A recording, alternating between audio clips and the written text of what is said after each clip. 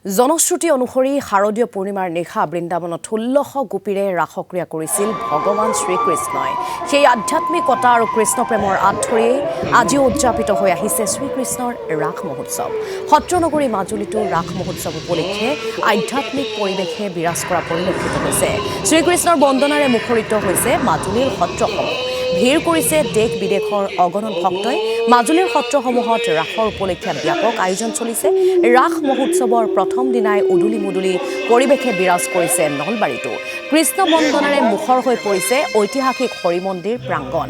হাউলিৰ ৰাস মহোৎসৱস্থলীতো পৰিলক্ষিত হৈছে ব্যাপক জনসমাগম। সোণিপুণ খনিকৰৰ হাতৰ পৰশত প্ৰাণ পাই উঠা মৃন্ময় মূৰ্তি, আলোকসজ্জা আৰু কাৰিকৰী কৌশলৰ মাজেৰে উজ্বলি উঠিছে প্ৰভু শ্ৰীকৃষ্ণৰ জীৱন দৰ্শন।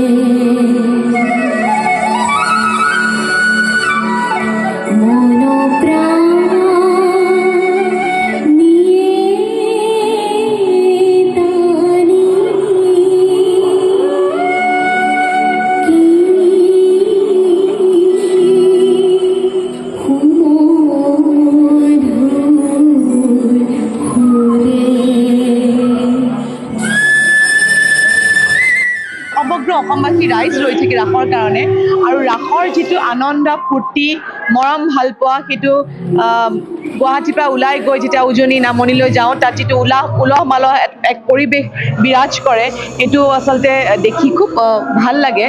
আৰু আমিও যিহেতু অকণমান সেইখন সুযোগ পাওঁ ৰাইজৰ মাজলৈ গৈ তেওঁলোকৰ লগত থাকি পেলাই কিবা অকণমান কৰিবলৈ, গতিকে সেই সুযোগ আমি কেতিয়াও হেৰুৱাই নিদিওঁ। আৰু আজি মই আহিছোঁ বামুণপুখুৰী, যিখন ৰাস ১০৪ বছৰ সম্পূৰ্ণ কৰিছে, গতিকে ইমান পুৰণি এখন ৰাস আৰু সেই শ্ৰীকৃষ্ণ ৰাসলীলা তেওঁলোকে ১০৪ বছৰে পাতি আহিছে। গতিকে আজি ইয়াত এনেকৈ সকলোৰে মাজতে উপস্থিত থাকিবলৈ পাই সঁচাকৈ মই খুব সুখী হৈছোঁ। সমগ্ৰ উৎসৱমুখৰ পৰিৱেশ হয় আৰম্ভ হৈছে। উজনিৰ ৰাস আৰু নামনিৰ ৰাসৰ মাজত কিছু পাৰ্থক্য আছে। নলবাৰীতো বহুত ডাঙৰকৈ মানে মহা সমাৰোহেৰে যে আয়োজন হৈছে মই জানো, আৰু ইয়াত আজি আমাৰ সমষ্টিতে কেইবাঠাইতো ৰাস আৰম্ভ হৈছে। সকলোকে ৰাস মহোৎসৱৰ শুভেচ্ছা জনাইছোঁ। মই য'ত আছোঁ কটীয়াকুলি, ইয়াত ৰাস মহোৎসৱ, এইবাৰ ৰাস মহোৎসৱৰ শিল্পীসকল হৈছে যেনেধৰণে উদযাপন কৰিবলৈ লৈছে, চব মহিলা, সৰু সৰু ছোৱালীও আছে। ভাল লাগিছে, এটা সুকীয়া পৰিৱেশ।